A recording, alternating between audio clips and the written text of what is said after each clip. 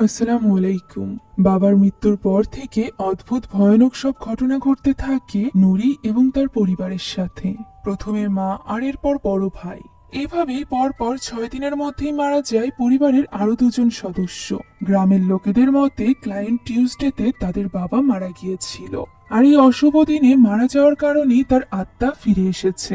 এবার সে তার সাথে করে তার সকল আপনজনদেরকে নিয়ে যাবে। তবে আসলেই কি তাই?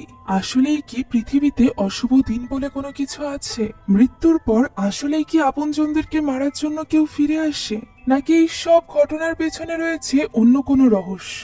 কালো জাদুতে ঘেরা বাস্তব ঘটনা অবলম্বনে তৈরি সদ্য মুক্তি পাওয়া ইন্দোনেশিয়ান এই ইসলামিক হরর গল্পে রয়েছে অনেক রহস্য এবং টুইস্ট। তাই চলুন কোনো রকম দেরি না করেই সরাসরি চলে যাওয়া যাক গল্পে।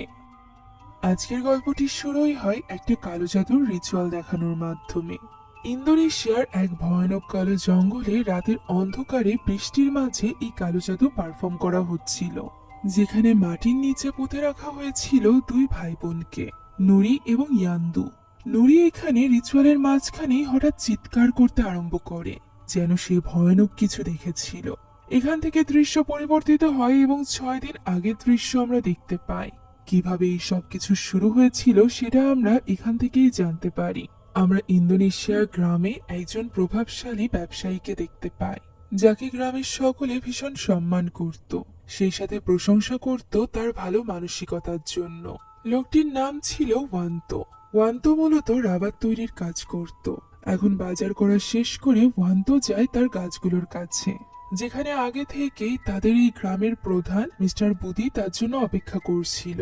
মিস্টার বুদি মূলত তার কাছ থেকে জানতে চাইছিল যে সে কোন পদ্ধতিতে এই রাবার তৈরির কাজ করে। যে সিক্রেট পদ্ধতিতে সে এই কাজটি করে সেটা জানতে পারলে এই গ্রামের অনেক উন্নতি হবে, কেননা এই গ্রামটি পাহাড়ের উপর অবস্থিত ছিল এবং অনেকের অনেকখানি জমি ছিল, যেখানে তারা এই সিক্রেট কাজে লাগিয়ে অনেক ইনকাম করতে পারত। অর্থাৎ গ্রামের মানুষের কথা চিন্তা করেই মিস্টার বুদি এই সিক্রেটের ব্যাপারে জানতে চাইছিল। তবে ওয়ান্তো এইবারও তার সাথে তার এই সিক্রেটের ব্যাপারটা শেয়ার করে না, বরং ব্যস্ততার দোহাই দেখিয়ে সেখান থেকে সে চলে যায়। যাওয়ার সময় সে যখন একটা ব্রিজের উপর ছিল, তখন আচমকাই পেছন থেকে একটা ট্রাক চলে আসে। তার অ্যাক্সিডেন্ট হতে হতে সে কোনো মতে বাঁচে। ট্রাকটির পেছনে লেখা ছিল, তোমাকে আমরা আমন্ত্রণ জানাচ্ছি, এই ট্রাকটিকে মনে রাখুন, কেননা সামনেও আমরা এই ট্রাকটিকে বারবার দেখতে চলেছি। আপাতত ওয়ান্তো নিজেকে কোনো মতে সামলে পৌঁছে যায় বাড়িতে।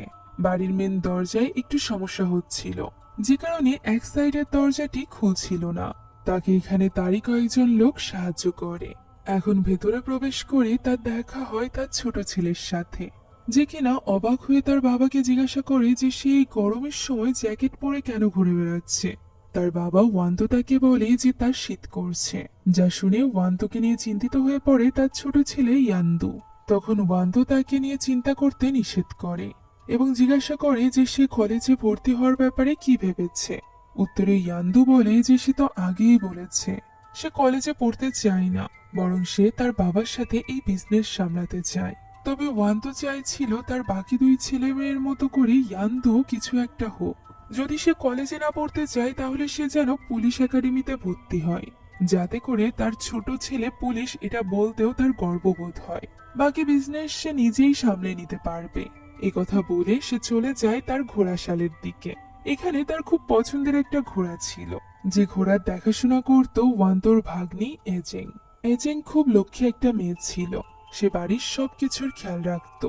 এখন ওই রাতে ওয়ান্তো এবং তার স্ত্রী রাহমির কথা থেকে আমরা জানতে পারি যে তাদের বড় ছেলে সেসা একজন ডক্টর, মেয়ে নুরির ইঞ্জিনিয়ারিং কালই কমপ্লিট হতে চলেছে। তাই তো ওয়ান্তো চাইছিল ইয়ান্দু যাতে পিছিয়ে না পড়ে যায়। তবে তারা এটাও জানতো যে আজ হোক বা কাল ইয়ান্দুই এই বিজনেস সামলাতে চলেছে। তাই তো রাহমি তার উপর প্রেসার ক্রিয়েট করতে মানা করে। ওয়ান্তো বলে যে সে চাই সে মারা যাওয়ার পরে যেন ইয়ান্দু তার বিজনেস সামলায়।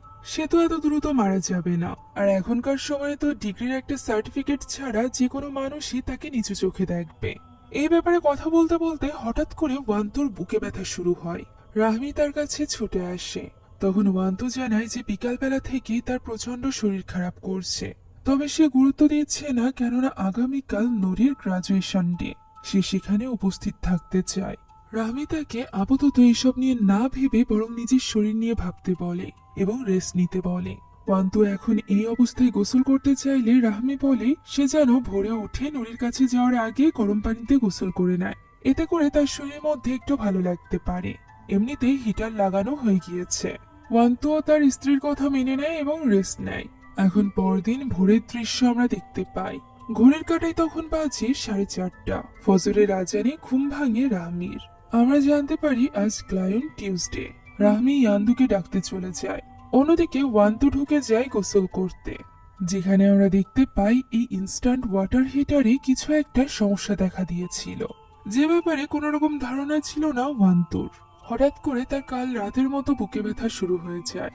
ওই সময় এই কারেন্টওয়ালা পানি তার পা স্পর্শ করবে করবে এমন সময় সে ওইখান থেকে বেরিয়ে আসে, যার ফলে ওইবার আর তার কারেন্ট লাগে না। শরীরটা একটু ঠিক হওয়ার পর সে ওই পানিতে পা দেয়।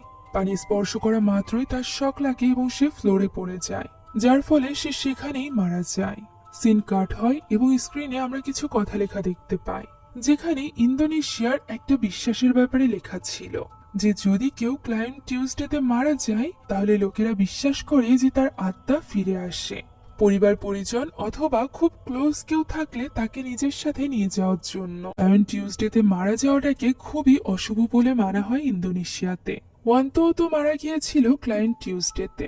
ওই দিন এই খবর পাওয়া মাত্রই নুরি বাড়িতে ফিরে আসে।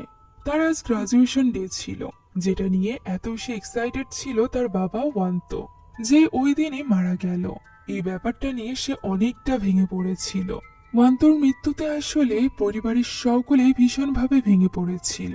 সেখানে সেসাও আসে, অর্থাৎ ওয়ান্তুর বড় ছেলে। তাদের সকলের মনে পড়তে থাকে ওয়ান্তু তাদেরকে কতটা বিশ্বাস এবং ভালোবাসার সাথে বড় করেছে। এখন পরিবারের সকলে এই দুঃখে ব্যস্ত ছিল। অন্যদিকে গ্রামের সকলে মিলে এই মৃত্যুর খবরাখবর পৌঁছানোর ব্যাপারে ব্যানার লিখছিল। এদের মধ্য থেকে একজন ছিল সায়োনো, ওয়ান্তুর দুলা ভাই। এখন ওই সময় ঘরের ভেতর থেকে নুরি শুনতে পায় তার ভাই চেয়ারম্যানের সাথে কথা বলছে, যেখানে বেরিয়ে এসে সে জানতে পারে একটা রিচুয়ালের ব্যাপারে বলছিল গ্রাম প্রধান মিস্টার বদির। তার মতে ক্লায়েন্ট টিউসডে অনেক বেশি অমঙ্গলজনক একটা দিন। এই দিনে কেউ মারা গেলে নিজেদের সেফটির জন্য পরিবারের লোকেদেরকে একটা রিচুয়াল করতে হয়, যে রিচুয়াল মোতাবেক এখন এই পরিবারে যে 4 জন বেঁচে আছে তারা ওয়ান্তকে গোরস্থানে নিয়ে যাওয়ার সময় তার সামনে দিয়ে প্লেট ভাঙবে, যাতে করে ওয়ান্তর আত্মা ফিরে এসে তাদের কোনো ক্ষতি না করতে পারে। সেসা এইসবে একদমই বিশ্বাসী ছিল না। সে রেগে যায় এইসব কথা শুনে। সে নিজে তো রিচুয়াল করবেই না, এর উপর আবার সে এটাও বলে দেয় যে সে তার মাকেও এই রিচুয়াল করতে দিবে না। তবে নুরি এবং ইয়ান্দু এই রিচুয়াল করতে চাইছিল। নুরি এখানে সেসাকে বোঝায় যে রিচুয়াল করাতে তো কোনো ক্ষতি নেই, আর যদি এই রিচুয়াল করার ফলে তাদের উপর থেকে কোনো বিপদ দূর হয়ে যায় তাহলে ক্ষতি কিসের। এরপরও সেসা রাজি না হলে নুরি বলে সে যদি এই রিচুয়ালে অংশগ্রহণ না করতে চায় ঠিক আছে, তবে তাদের মা রাহমিকে যেন এই রিচুয়াল সে করতে দেয়। এই কথা শুনে সেসা আর কোনো কথা বাড়াতে চায় না। সে রিচুয়ালটি করবে না জানিয়ে জানাজার নামাজ পড়তে চলে যায়। এখন ওই প্লেটগুলো সংগ্রহ করে আনা হয়, যে প্লেটগুলো কখনো না কখনো ওয়ান্তু ব্যবহার করেছিল। এগুলোই রাস্তা দিয়ে ভাঙতে ভাঙতে লাশ নিয়ে এগিয়ে যেতে হবে। তবে রাহমি এখানে প্রথমেই অসুস্থ হয়ে পড়ে। সে ঠিকমতো ভাবে দাঁড়াতে পর্যন্ত পারছিল না, প্লেট কিভাবে ভাঙবে। তাই তো সেসা বলে যে সে তার মাকে সামলে নিবে। এই ধরনের রিচুয়াল করার কোনো প্রয়োজন নেই। নুরি এবং ইয়ান্দু চাইলে এই রিচুয়াল করতে পারে, আর এমনটিই হয়। সেসা রাহমিকে ধরে পেছন পেছন হাঁটতে থাকে। অন্যদিকে নুরি এবং ইয়ান্দু ওই প্লেট ভাঙতে ভাঙতে সামনের দিকে হাঁটছিল। প্লেট শেষ হওয়ার পর তারা রাস্তায় কয়েন এবং ফুল ছেটাতে ছেটাতে গোরস্থানে গিয়ে পৌঁছায়। সেখানে পৌঁছে দাফন করা হয় ওয়ান্তকে। এই সময় ভীষণভাবে ছটফট করছিল রাহমি। সে যেন নিজের জীবন সাথীকে এইভাবে বিদায় জানাতে একদমই পারছিল না। বারবার সে চিৎকার করে বলছিল তাকেও সাথে নিয়ে যেতে। কোনো মতে নুরি এবং এজিং মিলে তাকে সামলায়। এখন দৃশ্য চলে আসে মৃত্যুর পর প্রথম রাতে, যেখানে সকলে মিলে ওয়ান্তর রুর মাগফিরাতের জন্য দোয়া করছিল।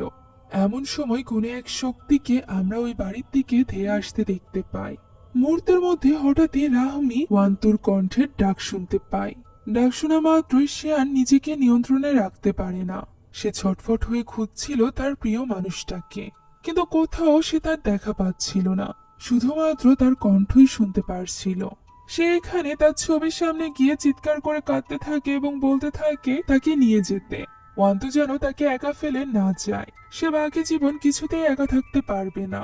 তার এই চিৎকার এবং কান্নাকাটির আওয়াজ শুনে সকলেরই ভীষণ খারাপ লাগে। এরই মাঝে নুরি পৌঁছে যায় রাহমির কাছে এবং তাকে সামলানোর চেষ্টা করে। রাহমি তখনও চিৎকার করে বলছিল যে তাদের বাবা এসেছিল, সে তাদের বাবার সাথে যেতে চায়, সে একা থাকতে চায় না।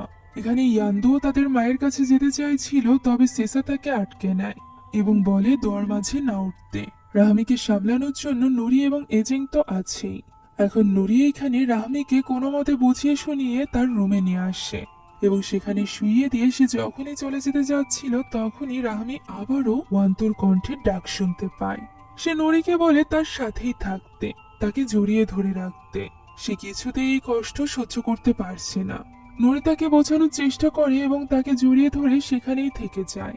ওই রাতটা নুরি তার মায়ের কাছেই ঘুমায়, তবে মাঝরাতেই হঠাৎ তার ঘুম ভেঙে যায় টেবিলের উপর তাদের পারিবারিক ছবির ফ্রেম পড়ে যাওয়ার আওয়াজ শুনে।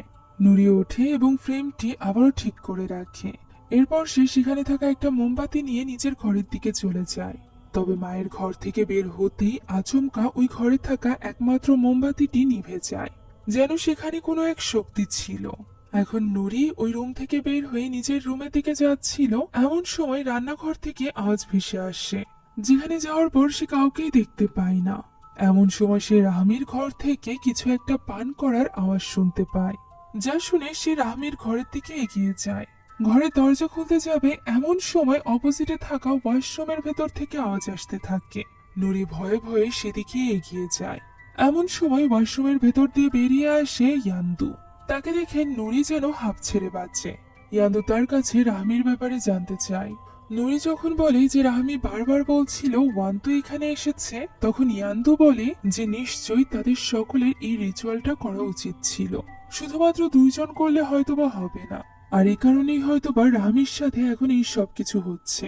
নুরি এটা না মানতে চাইলে এজেং তাকে বলে যে সত্যি এমনটি হতে পারে। তারও মতে ওয়ান্তুর মৃত্যু হয়েছে একটা খারাপ দিনে। তখনই সেখানে সিসা চলে আসে এবং তাদেরকে বলে আল্লাহর পৃথিবীতে খারাপ দিন বলতে কোনো দিন নেই, 30টি দিনই সমান। তারা শুধুমাত্র দুঃখী আছে, এই কারণেই এই সব কিছু নিয়ে ভাবছে। তাই এই মুহূর্তে আল্লাহর উপর বিশ্বাস রাখা প্রয়োজন। সিসা এখানে আরো জানায় যে তার কালই হসপিটালে ফিরে যেতে হবে। অসুস্থ রোগী রেখে সে এইভাবে বেশি দিন থাকতে পারবে না। যা শুনে ইয়ান্দু রেগে যায় এবং বলে সে তো এখান থেকে পালিয়ে যাওয়ার কথা ভাবছে। একথা বলে সে সেখান থেকে চলে যায়। সেসা তাকে বলতে থাকে যে তার নিজের কোনো দায়িত্ব জ্ঞান নেই বলে কি সে অন্যের দায়িত্বের ব্যাপারেও ভাববে না। নুরি কোনো মতে সেসাকে ঠান্ডা করে এবং রুমে যেতে বলে। এজেংও রুমে চলে যায়। ওই সময় আমরা নুরির পেছনে একটা পচংকে দেখতে পাই, যেটা লক্ষ্য করে না নুরি। এদিকে ঠিক একই সময় আমরা রাহমিকে দেখতে পাই, যে কিনা ঘুমিয়েছিল না, বরং এক নজরে তার ঘরে থাকা ফ্যানটির দিকে সে তাকিয়েছিল। এখন এইভাবেই প্রথম রাতটি কেটে যায়। দ্বিতীয় দিনের শুরু হয়। সকালে ঘুম ভাঙার পর নুরি তার মাকে ডাকতে যায়, তবে ঘরে গিয়ে রাহমিকে সে খুঁজে পায় না। শুধুমাত্র ঘরে কেন, পুরো বাড়িতে কোথাও সে রাহমিকে খুঁজে পাচ্ছিল না। সেসা তখন ফোনে কথা বলায় ব্যস্ত ছিল। নুরি এখানে এজেংকেও জিজ্ঞাসা করে যে তার মা কোথায়। এজেংও জানতো না, তাই তারা দুজন মিলে রাহমিকে খুঁজতে আরম্ভ করে। এমন সময় তারা দেখতে পায় বাড়ির সামনে রাস্তার মাঝখানে পড়ে আছে রাহমি। সেখানে সে যেন শীতে কাঁপছে, যা দেখে নুরি এবং এজেং দুজনেই ব্যস্ত হয়ে পড়ে রাহমির কাছে যাওয়ার জন্য। তবে তারা কিছুতেই বাড়ির মেন গেটটা খুলতে পারছিল না। নুরির চিৎকার শুনে সেসাও বুঝতে পারে যে কোনো বিপদ ঘটেছে। সে বাইরে এসে রাহমিকে রাস্তার মাঝখানে দেখে হতবাক হয়ে যায়। আরো যখন সে দেখতে পায় একটা ট্রাক রাহমির দিকে এগিয়ে আসছে, তখন সে ছুটে চলে যায় দেওয়াল টপকে রাহমির কাছে যাওয়ার জন্য। ঠিক ওই সময় ইয়ান্দুও মিস্টার বদিরের সাথে সেদিকেই আসছিল। ইয়ান্দু কোনো মতে ছুটে যায় এবং তাদের মাকে ট্রাকের নিচে চাপা পড়ার হাত থেকে বাঁচিয়ে নেয়। এই ট্রাকটি সেই ট্রাক ছিল যেটার সাথে ব্রিজের ওপর ওয়ান্তুর অ্যাক্সিডেন্ট হতে চলেছিল। যাক, এখন তারা সকলে মিলে রাহমিকে তুলে নিয়ে ঘরের দিকে আসছিল। তখন বদির ইয়ান্দুকে আটকায় এবং বলে সে মানুক বা না মানুক, তাদের বাবার ওই অশুভ দিনে মৃত্যুর কারণেই এমনটি হচ্ছে। তাদের এই কথা সেসাও শুনতে পায় এবং তার এই ব্যাপারটা ভালো লাগে না। এখন ভেতরে এনে শুয়ে দেওয়া হয় রাহমিকে, যেখানে রাহমির প্রচন্ড শীত করছিল। নুরি তার কাছেই ছিল এবং এজেং তাকে শুইয়ে দিয়ে ওয়ান্তুর মিলাদের জন্য সবকিছু প্রস্তুত করতে যাচ্ছিল। তখন রাহমি তাকে আটকে নেয় এবং তাদের দুজনকে বলে যে তার কাছে একটা খারাপ সংবাদ আছে। সে নুরির হাত ধরে বলে যে সে খুব শীঘ্রই তাদেরকে ছেড়ে চলে যাবে, তবে তার কাছে একটা ভালো সংবাদও আছে। একথা বলে সে তাদের দুজনের হাত ধরে বলে যে সে তাদেরকে নিজের সাথে নিয়ে যাবে। যা শুনে হতবাক হয়ে যায় নুরি এবং এজেং। নুরি এই ব্যাপারটা সিসার সাথে শেয়ার করে, তবে সিসার মনে হচ্ছিল তাদের মা রাহমি মানসিকভাবে ভেঙে পড়েছে। তবে ইয়ান্দু এবং নুরির কারোরই এমনটি মনে হচ্ছিল না। ইয়ান্দু যখন মিস্টার বদিরের কথা বলে তখন সেসা বলে যে সকলে জানে মিস্টার বদির ওয়ান্তুকে হিংসা করত, এমনকি সে ওয়ান্তুর জনপ্রিয়তা নষ্ট করার জন্য সে এক সামানেরও শরণাপন্ন হয়েছিল। তখন ইয়ান্দু বলে যে যদি এরকম অস্বাভাবিক কিছু নাই ঘটে থাকবে তাহলে রাহমির কেন ঠান্ডা লাগছে, সে শীতে কাঁপছে অথচ তার একটুও জ্বর নেই। এর কারণ কি সেসার মতো বড় ডক্টর বলতে পারবে? একথা শুনে সেসা একটু রেগে যায়। তখনই সেখানে চলে আসে এজেং। এজেংকে সেসা পাঠিয়েছিল তাদের মায়ের জন্য ঔষধ আনতে, তবে বৃষ্টির মাঝে সকল দোকান বন্ধ থাকায় সে ক্লিনিক থেকে একটাই ঔষধ আনতে পেরেছিল। ওষুধটা নেওয়ার পর সেসা নুরি এবং ইয়ান্দুকে উদ্দেশ্য করে বলে সে এখন এই পরিবারের প্রধান, তাই সে যা বলবে তাদেরকে তা মেনে চলতে হবে। একথা বলে সে সেখান থেকে রুমে চলে যায়। এভাবেই কেটে যায় দ্বিতীয় রাতটি। শুরু হয় তৃতীয় দিন। রাহমি ততক্ষণে বেশ স্বাভাবিক হয়ে গিয়েছিল। সে নুরির কাছে তার বাবার কথা বলছিল। অন্যদিকে ইয়ান্দু বাড়ির কোন কোন অংশে কাজ করা প্রয়োজন এটা কর্মচারীকে বুঝিয়ে দিচ্ছিল। বাড়িতে হওয়া শর্ট সার্কিট সারার ব্যাপারেও সেসা তাকে মনে করিয়ে দেয়। এদিকে নুরির কাছে রাহমি জানতে চাই সে কি 7 দিন পর্যন্ত এই বাড়িতে থাকতে চলেছে। মৃত্যুর 7 দিন পর পর্যন্ত বাড়িতে বিপদ থাকে, তাই সে নুরিকে নিয়ে ভীষণ চিন্তিত। নুরি তাকে জড়িয়ে ধরে এবং তাকে চিন্তা করতে মানা করে। তখনই সেখানে সেসা আসে এবং রাহমিকে জিজ্ঞাসা করে সে কি একটু সুস্থ হয়েছে। সে যদি সুস্থ হয় তাহলে আগামীকালই সে নিজের কাজে ফিরে যেতে চায়। রাহমি ও সেসার দায়িত্বের ব্যাপারটা বুঝতে পারে এবং তাকে যাওয়ার জন্য অনুমতি দিয়ে দেয়। এখন ওই রাতে আমরা রাহমিকে ঈশান নামাজ আদায় করতে দেখতে পাই। ওই সময় কর্মচারীরা বাড়ির সিলিং এ কাজ করছিল। হাতুড়ি মারার ফলে আমরা দেখতে পাই রাহমির উপরে থাকা ফ্যানটিতে কিছু সমস্যা হতে শুরু করে। এরই মাঝে ইয়ান্দু ওই কর্মচারীদের কাছে যায় এবং তাদেরকে বলে আজ রাতের মতো কাজ কমপ্লিট হয়ে গিয়েছে, বাকিটা তারা কাল করলেও চলবে। এদিকে নামাজ আদায়ের সময় আমরা রাহমির কাছে একটা পচংকে দেখতে পাই, যে ব্যাপারে কিছু না জানা রাহমি তার নামাজটা কমপ্লিট করে। ওই সময় ফ্যানে কিছু আওয়াজ হতে শুরু হয়। রাহমি এটা দেখে বেশ অবাক হয় এবং ফ্যানের সুইচটা অফ করার চেষ্টা করে, তবে ফ্যানটা কিছুতেই অফ হচ্ছিল না। সে ইয়ান্দুকে ডাকারও চেষ্টা করে, তবে কেউই তার ডাকে সাড়া দেয় না। এমন সময় হঠাৎই পিছ থেকে আওয়াজ ভেসে আসে। সে পেছনে থাকা ঘরের দরজাটি খুলে দেখতে যাচ্ছিল, এমন সময় অপোজিটে থাকা জানালাটি আপনা আপনি খুলে যায়। এতে করে রাহমি বেশ ঘাবড়ে যায়। ভয়ে ভয়ে সে জানালার কাছে এগিয়ে যায় কি হয়েছে তা দেখার জন্য। এমন সময় আচমকা একটা উল্টো পচং তার সামনে চলে আসে, ফলে সে ঘাবড়ে যায় এবং নিচে পড়ে যায়।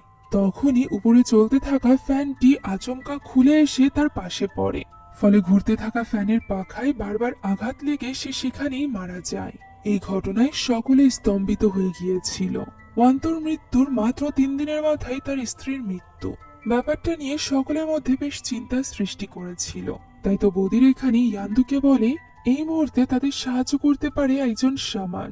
সেইখানে ওই শামানের অ্যাড্রেস তুলে দেয় ইয়ান্দুর হাতে এবং বলে এই মুহূর্তে সব থেকে বেশি বিপদে রয়েছে তাদের বড় ভাই সেসা। অন্যদিকে সেসা তখন নুরিকে সান্ত্বনা দিচ্ছিল।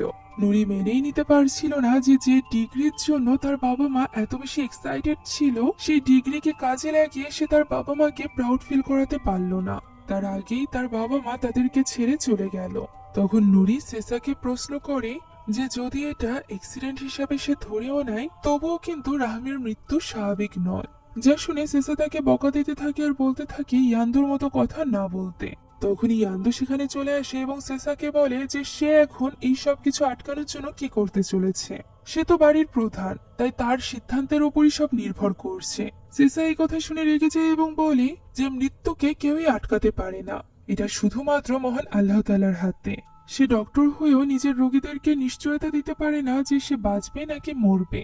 সে শুধুমাত্র চায় যে নুরি এবং ইয়ান্দু যেন ভুল পথে না যায়। নুরি এখানে তার দুই ভাইকে থামায় এবং বলে তাদের মায়ের লাশ এখনো ভেতরে, তারা যেন এভাবে লড়াই না করে। ব্যাপারটা মেনে নিয়ে সেসা ভেতরে চলে যায়। ওই সময় আমরা লক্ষ্য করতে পারি সেসার যেন অস্বাভাবিক ঠান্ডা লাগছিল, যেমনটি এর আগেও আমরা দেখেছি। মৃত্যুর আগে ওয়ান্তর সেই সাথে রাহমিরও ঠান্ডা লাগছিল, ফলে এই জিনিসটা ইঙ্গিত করে যে পরবর্তী টার্গেট হতে চলেছিল সেসা। এখন ওই রাতে মায়ের লাশের কাছেই ঘুমিয়ে পড়ে নুরি। অনেক রাতের দিকে তার ঘুম ভেঙে যায়, তবে সে উঠে বসতেই আমরা দেখতে পাই তার পেছনে রাহমির লাশও উঠে বসেছে। যে জিনিসটা লক্ষ্য না করে নুরি উঠে দাঁড়ায়। এমন সময় আচমকা রাহমি সেখানে দৌড়ে আসে এবং তার মুখ চেপে ধরে। এই ভয়ানক স্বপ্ন দেখে ঘুম ভেঙে যায় নুরির। সে তখনও রাহমির কাছেই শুয়েছিল, তবে অদ্ভুত ব্যাপার হলো রাহমি তার দিকেই ফিরে আছে। আপনা আপনি রাহমির লাশের মুখ তার দিকে ফিরে গিয়েছে দেখে নুরি একটু ঘাবড়ে যায়, আর এরপর সাহস করে সে তার মুখ সোজা করে দেয় এবং একটা পাতলা কাপড় দিয়ে ঢেকে দেয়। সেখানেই বসে কাঁদতে থাকে নুরি। অন্যদিকে তার বড় ভাই সেসা ব্রিজের উপর গিয়ে একাকী কাঁদছিল এবং সিগারেট পান করছিল। এমন সময় হঠাৎই সে ব্রিজের এক প্রান্ত থেকে তার মায়ের কণ্ঠের ডাক শুনতে পায়। সে সেখানে তার মাকে দাঁড়িয়ে থাকতে দেখতে পায়, যে কিনা সেসাকে বলছিল যে সে একাকিত্ব অনুভব করছে। যা শুনে সেসা ঘাবড়ে যায়। সাথে সাথে সেখানে থাকা বাল্বটি ব্লাস্ট হয়ে যায়। তখনই ব্রিজের অপর প্রান্তে সেসা তাদের বাবা ওয়ান্তকে দেখতে পায়, যে কিনা তাকে নিজের কাছে ডাকছিল। দুই পাশ থেকেই তার বাবা মা তাকে ডাকছিল। এটা দেখে সে ভয় পেয়ে গিয়েছিল। এমন সময় তার মাথার উপরে থাকা বাল্বটি ফেটে যায়। সাথে সাথে রাহমি এবং ওয়ান্তও গায়েব হয়ে যায়। এটা দেখে অনেক বেশি ঘাবড়ে গিয়েছিল সেসা, তাই সে দ্রুত ফিরে আসে বাড়িতে। বাড়িতে ফিরেই সে নিজের ঘরে চলে যায় এবং একটা এনজাইটির ওষুধ খেয়ে নেয়। এর ফলে সাথে সাথে তার ঘুম এসে যায়। এভাবেই শেষ হয়ে যায় তৃতীয় রাত। চতুর্থ দিনে শুরু হয়। রাহমিকে দাফন করা হয়, যেখানে গ্রামের সকলেও এখন তাদেরকে বোঝানো শুরু করেছিল যে এই মৃত্যুগুলো স্বাভাবিক না, তাদের একটু হলেও সিরিয়াস হওয়া উচিত। এখন মাকে দাফন করে ফেরার সময় এই ব্যাপারে ইয়ান্দু নুরিকে বলে। ইয়ান্দু সামানের কাছে যেতে চাইছিল, তখন নুরি বলে সেসা এতে কখনোই রাজি হবে না। উত্তরে ইয়ান্দু বলে যে তারা সেসাকে কিছু বলবেও না। তার মনে হচ্ছে তারা দুজন ওই রিচুয়াল করেছে, তবে সেসা করেনি। হতে পারে এই সামানের কাছে যাওয়ার ফলে তারা সেসাকে বাঁচাতে পারে। ফলে নুরিও ব্যাপারটা মেনে নেয় এবং গোরস্থান থেকে ফিরেই সেই ইয়ান্দুর সাথে রওনা দেয় ওই সামানের কাছে যাওয়ার জন্য। ওই সময় নিজের ঘরে ঘুমিয়েছিল সেসা। আচমকাই ঘরের জানালা বন্ধ হওয়ার আওয়াজে তার ঘুম ভেঙে যায়। তার তখনও প্রচন্ড শীত করছিল। এমন সময় সে তার মায়ের কণ্ঠ শুনতে পায়। সেই সাথে আয়নার রিফ্লেকশনে সে তার মাকেও দেখতে পায়, যে কিনা পরক্ষণেই গায়েব হয়ে যায়। এবার সেসা শীতে কাঁপতে কাঁপতে রুম থেকে বেরিয়ে আসে। এমন সময় মায়ের ঘর থেকে সে তার মায়ের ডাক শুনতে পায়, যে কিনা তাকে বারবার বলছিল যে সে একাকিত্ব অনুভব করছে। একথা শুনে সেসা চলে যায় তার মায়ের ঘরে। ঘরের দরজা খুলতেই আমরা দরজার পেছনে রাহমিকে দেখতে পাই। এখন ওই ঘরে প্রবেশ করার পর সেসা দেখতে পায় উপরের সিলিং এর যে অংশটা কাল রাতে ভেঙে গিয়েছিল সেটা এখনো ঠিক করা হয়নি। তাই সে রুম থেকে বের হয়ে এজিংকে ডাক দেয় এবং জিজ্ঞাসা করে যে এই জায়গাটি ঠিক করা হয়নি কেন। এজিং বলে যে সেসা ঘুমিয়েছিল, এই কারণেই সে কোনো রকম আওয়াজ করেনি। তখন সেসা এজিংকে প্রশ্ন করে যে তার কি শীত করছে না, কারণ সেসার তো অনেক শীত করছিল। এজিং জানায় যে না, তার তো উল্টো গরম লাগছে। এজিং জিজ্ঞাসা করে যে সেসার কি অনেক খারাপ লাগছে, খারাপ লাগলে সে তাকে হসপিটালে নিয়ে যাবে। তখন সেসা বলে পরবর্তীতে ইয়ান্দুই তাকে হসপিটালে নিয়ে যাবে। যা শুনে এজিং জানায় ইয়ান্দু এবং নুরি তো দুপুরবেলায় বেরিয়ে গিয়েছে, তারা এখনো ফেরেনি। একথা শুনে সেসা তাদেরকে নিয়ে অনেকটা চিন্তায় পড়ে যায়। এখন এজিং চলে যায় রাহমির দোয়া অনুষ্ঠানের আয়োজন করতে। অন্যদিকে নুরি এবং ইয়ান্দুর ওই সামানের কাছে পৌঁছাতে রাত হয়ে যায়। পাহাড়ি জঙ্গলের মাঝখানে এই সামানের বাড়িতে প্রবেশ করতে ভীষণ ভয় পাচ্ছিল নুরি, তবে ইয়ান্দু বলে যে তাদের আর কোনো উপায় নেই। তখনই ওই সামান ঘর থেকে বেরিয়ে আসে, যার নাম ছিল সুকমা। সুকমা এখানে তাদেরকে এখানে আসার কারণ জিজ্ঞাসা করে। তারা তাকে সবকিছু খুলে বলছিল। তখনই অন্যদিকে আমরা বাড়ির দৃশ্য দেখতে পাই, যেখানে আজ রাতের দোয়া শেষ করে সকলে বাড়ি ফিরে যাচ্ছিল। বদির সেখান থেকে যাওয়ার সময় সেসাকে বলে যদি প্লান্টেশনের কোনো কাজে তার কোনো সাহায্য লাগে তাহলে সেসা তাকে বলতে পারে। এই কথাটি সেসার মনে লাগে। সে তখনই এজেন্টকে ডেকে জিজ্ঞাসা করে যে এখনো পর্যন্ত বদির তাদের বিজনেসে আগ্রহী কিনা। এজেন্ট বলে যে হ্যাঁ, শেষ দিন পর্যন্ত সে ওয়ান্তোর সাথে এই ব্যাপারে কথা বলেছিল। এরপর এজেন্ট আরো বলে যে বদিরের সাথে ইয়ান্দুর খুব ভালো সম্পর্ক, ইয়ান্দু তার কথাও মানে। সেসা এই ব্যাপারটা মিলিয়েও দেখে যে ওয়ান্তোর মৃত্যুর পর থেকে বদির যা কিছু বলেছে ইয়ান্দু তাতেই বিশ্বাস করছে, তাই সে এখানে এইসব ব্যাপার নিয়ে একটু চিন্তিত হয়ে পড়ে। ওই সময় আমরা দেখতে পাই তার ভীষণ শীত করছিল। ঠান্ডায় কাঁপতে কাঁপতে সে চলে যায় ইয়ান্দুর ঘরে। সেখানে গিয়ে সে কিছু না কিছু খুঁজতে আরম্ভ করে। মূলত সে এমন কিছু খোঁজার চেষ্টা করছিল যার ফলে সে ইয়ান্দুর অন্ধবিশ্বাস দূর করতে পারবে, অথবা বদির যে তাকে ম্যানিপুলেট করছে এটা সে প্রমাণ করতে পারবে। এমন সময় সে বিছানার নিচে কিছু একটা খুঁজে পায়। সেটা হাতে ধরে বের করতেই সে চমকে ওঠে, কেননা এটা একটা জ্যান্ত মানুষের চোখ ছিল। তবে তা পরক্ষণেই গায়েব হয়ে যায়, যা দেখে এবার সেসা আবারও বিছানার নিচে কিছু পায় কিনা দেখতে থাকে। সেখানে সে ছোট্ট এক টুকরো কাপড় পায়, যার ভেতরে ছিল কালো মাটি। সেসার সাথে সাথে এটার ফটো তুলে নেয় এবং পাঠিয়ে দেয় নুরির কাছে। তবে তার ফোনে একদমই চার্জ ছিল না। এমন সময় আচমকা সামনের জানালাটি খুলে যায়। সে ভয়ে ভয়ে ওইদিকে এগিয়ে যায় বাইরেটা দেখার জন্য। তবে বাইরেটা দেখার সময় সে অনুভব করতে পারে যেন তার পেছনে কেউ দাঁড়িয়ে আছে। পেছনে ঘুরতেই সে ভয়ে চমকে ওঠে, কেননা সেখানে ওয়ান্তোর পচং দাঁড়িয়ে ছিল, যা পরক্ষণেই গায়েব হয়ে যায়। এমন সময় সে বাইরে ওয়ান্তোকে দেখতে পায়, যে কিনা সুস্থ স্বাভাবিকভাবে হেঁটে যাচ্ছিল। ইতিমধ্যে সেসার মানসিক অবস্থা এতটাই খারাপ হয়ে গিয়েছিল যে সে ভুলেই গিয়েছিল ওয়ান্তো মারা গিয়েছে। তাই তো সে তার পিছে ছুটতে আরম্ভ করে এবং বাড়ি থেকে বেরিয়ে যায়। এদিকে এজেন্ট তার কণ্ঠ শুনে যখন তার ঘরে যায় তখন সে সেখানে কাউকে দেখতে পায় না। তাই তো সেসাকে পুরো বাড়িতে খুঁজে না পেয়ে সে সাথে সাথে কল করে নুরিকে, যে কিনা তখনও ইয়ান্দুর সাথে সুকমার কাছে ছিল। সুকমার কাছ থেকে সে জানতে পারে যে ক্লায়েন্ট টিউসডেতে যদি কোনো পরিবারের কোনো সদস্য মারা যায় তাহলে ওই পরিবারের প্রত্যেককে এই রিচুয়াল করতে হয়। যদি একজনও না করে তাহলে পুরো পরিবার ধরে শেষ হয়ে যায়, বিশেষ করে তারা যারা কিনা এই রিচুয়াল পারফর্ম করে না। এমন সময় নুরির কাছে কল আসে এজেন্টের। সে কল রিসিভ করতেই যখনই জানতে পারে সেসাকে খুঁজে পাওয়া যাচ্ছে না তখনই ভীষণ চিন্তিত হয়ে পড়ে এবং হোয়াটসঅ্যাপে সে সেসার মেসেজটিও দেখতে পায়, যার ফলে সে ইয়ান্তোকে নিয়ে তখনই সেখান থেকে রওনা হয় বাড়ির উদ্দেশ্যে। অন্যদিকে ওয়ান্তোর পিছু করতে করতে সেসা চলে এসেছিল গহীন জঙ্গলে, যেখানে জঙ্গলি প্রাণীর জন্য ভেতরে প্রবেশ করা নিষিদ্ধ ছিল। এরপরও সেসা ভেতরে চলে যায়। কিছু দূর যেতেই সে ওয়ান্তোকে দেখতে পায় না। এ কারণেই সে মেঝের কাঠি জ্বালিয়ে দেখার চেষ্টা করে। আর এমন সময় তার সামনে চলে আসে রাহমির বিভৎস রূপ। এটা দেখে সে ভীষণভাবে ভয় পেয়ে যায় এবং সেখান থেকে ছুটতে আরম্ভ করে। এভাবেই অন্ধকারে জঙ্গলের মাঝ দিয়ে ছোটার সময় তার এক পা পড়ে যায় পশু ধরার ফাঁদে, যার ফলে সে ভীষণভাবে আহত হয়ে পড়ে। সে আপ্রাণ চেষ্টা করছিল ওই ফাঁদ থেকে নিজেকে মুক্ত করার, তবে এতে করে সে আরো বেশি কষ্ট পাচ্ছিল। কোনো মতে সে অনেক কষ্টে নিজেকে ওই ফাঁদ থেকে মুক্ত করে, তবে তার অনেক বেশি রক্তক্ষরণ হচ্ছিল, যে কারণে সে একটা কাপড় নিয়ে সেখানে বেঁধে দেয়। ইতিমধ্যে এজেন্টের সাথে গ্রামের অনেকেই মিলে তাকে জঙ্গলের ভেতরে খুঁজছিল। অন্যদিকে নুরিকে নিয়ে ইয়ান্দুও ফিরে আসছিল বাড়ির দিকে। এদিকে কোনো মতে ব্যথা সহ্য করে সেসা পৌঁছে যায় মেন রোডের কাছে, যেখান থেকে একটা ট্রাক আসছিল। সে ওই ট্রাককে থামায় এবং সাহায্য চায় আশেপাশের কোন এক ক্লিনিকে নামিয়ে দেওয়ার জন্য। ট্রাক ড্রাইভার তাকে পেছনে উঠতে বলে।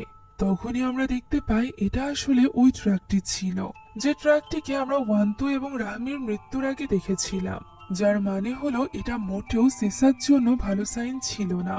ট্রাকটি তাকে একটা নির্জন ক্লিনিকের সামনে এনে নামিয়ে দিয়ে চলে যায়।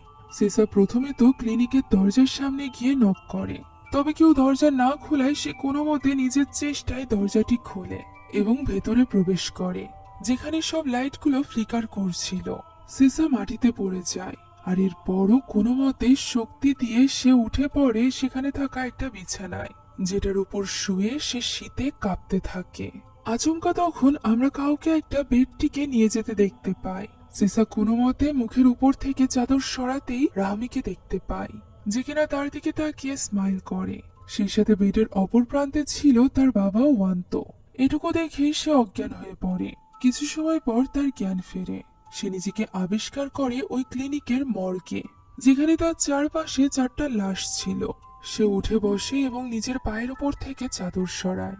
আচমকা তার চারপাশের লাশগুলো উঠে বসে, যা দেখে সে অনেকটা ঘাবড়ে যায়। এর উপর আবার লাশগুলো তার দিকে ভয়ানকভাবে তাকায় এবং তার দিকে এগিয়ে আসে, যা দেখে সেসা ঘাবড়ে যায় এবং দ্রুত বিছানা থেকে নামতে গিয়ে সে নিচে পড়ে যায়। ধারালো কিছু একটা তার মাথার ভেতর দিয়ে ঢুকে যায় এবং সে সেখানেই মৃত্যুবরণ করে। এদিকে তখনই বাড়িতে গিয়ে পৌঁছায় নুরি এবং ইয়ান্দু। গ্রামের লোকেদের সাথে মিলে তারা আবারও সেসাকে খুঁজতে বের হতে চাইছিল। এমন সময় মিস্টার বদিরের কাছে কল আসে। সে জানতে পারে ক্লিনিকেই রয়েছে সেসা, যা শুনে তারা এক মুহূর্ত অপেক্ষা করে না। তখনই ওই ক্লিনিকে গিয়ে পৌঁছায়। সেখানে যাওয়ার পর তারা জানতে পারে যে তারা দেরি করে ফেলেছে, সেসা তো অলরেডি মারা গিয়েছে। আমরা জানতে পারি সেই হসপিটালে এসে যখন প্রথমবার ফ্লোরে পড়ে গিয়েছিল, তারপর আর উঠতে পারেনি। তারপর থেকে যা কিছু আমরা দেখেছি সবকিছু তার কল্পনা।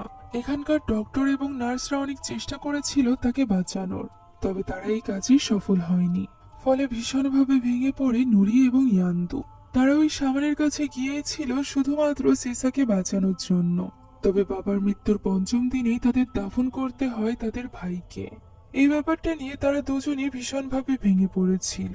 সুইয়নও তাদেরকে সান্ত্বনা দেওয়ার চেষ্টা করে, তবে বাড়িতে ফিরেও তারা দুই ভাই বোন কিছুতেই নিজেদেরকে বোঝাতে পারছিল না যে তারা তাদের ভাইকে বাঁচাতে পারেনি।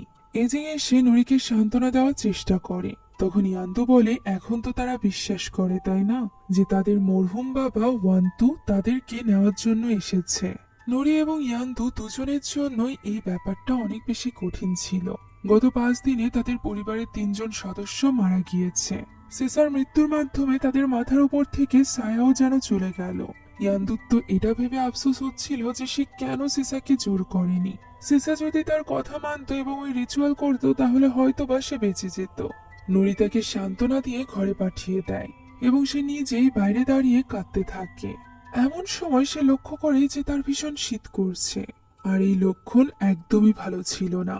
সে নিজের ঘরে যায় এবং দ্রুত একটা সোয়েটার বের করে পরে নেয়, তবে তার শীত যেন কিছুতেই যাচ্ছিল না।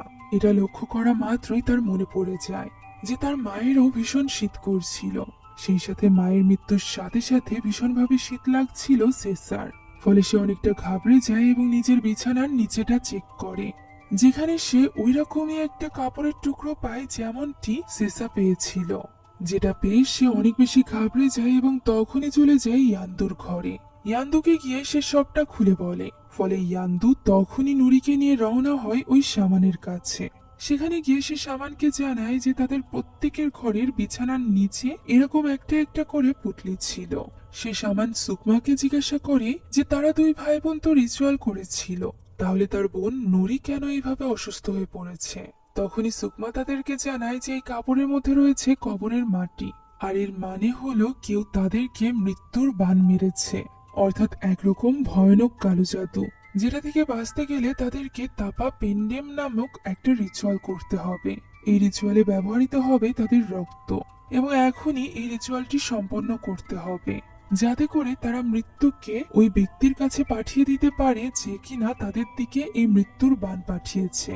অর্থাৎ নুরি এবং ইয়ান্দুর বদলে ওই ব্যক্তি মারা যাবে যে কিনা তাদের উপর এই কালো জাদু করেছে। আমরা জানতে পারি ওয়ান্তর মৃত্যু কোনো অ্যাক্সিডেন্ট ছিল না, বরং সেও সেদিন এই কালো জাদুর কারণেই মারা গিয়েছিল। তার ওয়াশরুমে আমরা একটা কালো ছায়াকেও দেখতে পাই। এখন রিচুয়ালের নিয়ম অনুযায়ী নুরি এবং ইয়ান্দুকে গলা পর্যন্ত মাটির ভেতরে পুঁতে দেওয়া হয়। অন্ধকারী জঙ্গলে ভীষণভাবে বৃষ্টি হচ্ছিল, অর্থাৎ এটাই ছিল গল্পের শুরুতে দেখানো ওই রিচুয়ালটি। সুকমা এখানে রিচুয়ালের মাধ্যমে এই বানকে উল্টো করে দেয়, ফলে ওই জিন চলে যায় যে তাকে পাঠিয়েছিল তার কাছে। আর এই ব্যক্তি আর কেউ নয় বরং সুইয়নো ছিল। সুইয়নো তখন তার স্ত্রীর ছবি দেখছিল। সেখানে থাকা ছবির মাধ্যমে আমরা জানতে পারি তার স্ত্রী মূলত ছিল ওয়ান্তর একমাত্র বোন, অর্থাৎ এজেং এর মা। আর এর মানে স্পষ্ট, এজেং সুইয়নোর মেয়ে ছিল। এখন সুইয়নোর সামনে ওই জিন চলে আসে, যাকে দেখে সুইয়নো একটু ঘাবড়ে যায়। এমন সময় মেন দরজাটি খুলে গেলে সে গিয়ে দরজাটি বন্ধ করে দেয়। তখনই সে নিজের ঘরে ওই জিনকে দেখতে পায় এবং তাকে সেখান থেকে চলে যেতে বলে। জিনিসপত্র সব উল্টোপাল্টা ভাবে পড়তে থাকে, আর এরপর ওই জিন তার গলা চেপে ধরে। সুকমার করা রিচুয়ালটা যতটা সামনে এগোচ্ছিল ততটাই সুইয়নোর ওপর হামলা করছিল ওই জিন। জিন এখানে তার মুখের উপর অ্যাসিড ফেলে দেয় এবং তার উপরে এসে নিজের মুখ থেকে রক্ত ফেলতে থাকে, যার ফলে সেখানেই মুখ ঝলসে গিয়ে মারা যায় সুয়োনো। তাকে মারার পর জিন ফিরে যায় সুকমার কাছে, যেখানে সুকমা রিচুয়াল করছিল। নরি তার ঠিক সামনে ওই জিনকে দেখতে পায়, ফলে সে চিৎকার করতে থাকে এবং তাকে ছেড়ে দিতে বলে। ইয়ান্দু তাকে ডেকে তার হুঁশ ফেরানোর চেষ্টা করে, তবে সে যখনই ইয়ান্দুর দিকে তাকায় তখনই আরো বেশি চিৎকার করতে থাকে, কেননা সে ইয়ান্দুর জায়গাতেও ওই জিনকেই দেখছিল। ফলে সে অনেক বেশি ঘাবড়ে যায় এবং তখনই মাটির ভেতর থেকে উঠে রিচুয়ালের মাঝে সেখান থেকে পালাতে আরম্ভ করে। যেহেতু সে রিচুয়ালের মাঝখান থেকে উঠে এসেছিল, তাই ওই জিনও এবার তার পিছু করছিল। আচমকা জিনটি তার উপর হামলা করে, সাথে সাথে পাশেই বাজ পড়ে এবং সে সেখানেই অজ্ঞান হয়ে যায়। দৃশ্য চলে যায় অতীতে।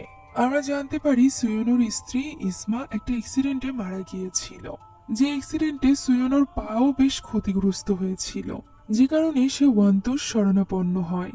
এখানে তাদের কথা থেকে আমরা জানতে পারি যে ওয়ান্তু এবং ইসমা মিলেই মূলত এই বিজনেসটা শুরু করেছিল। তবে ওয়ান্তু সুয়োনোকে একদমই পছন্দ করত না, কেননা সে একজন অলস প্রকৃতির লোক ছিল।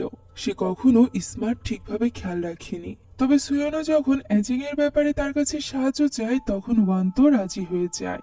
সে এজিংকেও তার বাকি 3 ছেলে মেয়ের মতো করে দেখবে বলে প্রতিজ্ঞা করে। সেই সাথে এই প্রতিজ্ঞাও করে যে বাকি 3 ছেলে মেয়ের মতো এজিংকেও সে উচ্চশিক্ষায় শিক্ষিত করবে।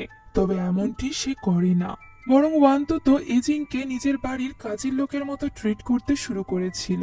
এজিং ওই বাড়িতে থেকে ঘোড়ার দেখাশোনা করত, বাড়ির সকল কাজ করত। সে কখনো পড়াশোনার সুযোগ পেত না, যে ব্যাপারটা নিয়ে সে সুয়োনোর সামনে গিয়ে কান্নাকাটিও করে। সুয়োনো তখন ঠিক করে যে সে এর জন্য ওয়ান্তুকে উপযুক্ত শাস্তি দিবে, তাই তো সে তার পুরো পরিবারের উপর কালো জাদু করে, যে ব্যাপারে এজিং তাকে সাহায্য করে। এজিংই মূলত ওই কাপড়ের টুকরোগুলো প্রত্যেকের বিছানার নিচে রেখে দিয়েছিল এবং ওয়ান্তুর পরিবারের প্রত্যেকের মৃত্যুতে এই বাপ মেয়ে ভীষণ খুশি হচ্ছিল। এই সব কিছু সুকমার মাধ্যমে জেনে যায় ইয়ান্দু। সে তো বিশ্বাসই করতে পারছিল না যে এজিং এমনটি করতে পারে। সেই সাথে সে এটাও উপলব্ধি করতে পারে যে তার বাবার মৃত্যু খারাপ দিনে হয়েছে বলে এই সব কিছু ঘটছে না, অর্থাৎ সেসা সঠিক ছিল।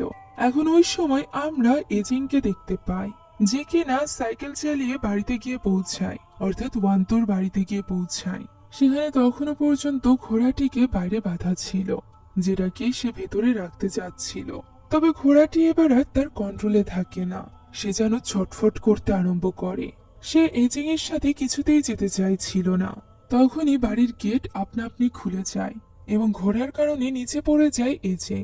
সেই সাথে ঘোড়ার দড়িও তার পায়ের সাথে পেঁচিয়ে যায়। সাথে সাথে ঘোড়াটি ছুটতে আরম্ভ করে, সাথে সাথে এজিংও আহত হতে থাকে। তখনই জঙ্গলের মাঝে পড়ে থাকা একটা গাছের টুকরো বেঁধে যায় তার বুকে, এর ফলে সে সেখানেই মৃত্যুবরণ করে। আর এই পুরোটাই ওই জিনের কারণেই ঘটেছিল। আমরা তার পাশেই ওই জিনটিকে দেখতে পাই। এরই সাথে সাথে জ্ঞান ফিরে আসে নুরির। নুরি মূলত অজ্ঞান হওয়ার পর তাকে মাটির নিচে পুঁতে এই রিচুয়ালটা সম্পন্ন করেছিল সুকমা, ফলে ইয়ান্দুর সাথে সাথে সেও বেঁচে গিয়েছিল, যেটা দেখে ইয়ান্দু অনেক বেশি ইমোশনাল হয়ে পড়ে এবং বোনের কাছে গিয়ে কাঁদতে থাকে। এখন এর পরদিনকার দৃশ্য আমরা দেখতে পাই, যেখানে বাকি গ্রামবাসীর সাথে 2 ভাই বোনই গোরস্থানে ছিল।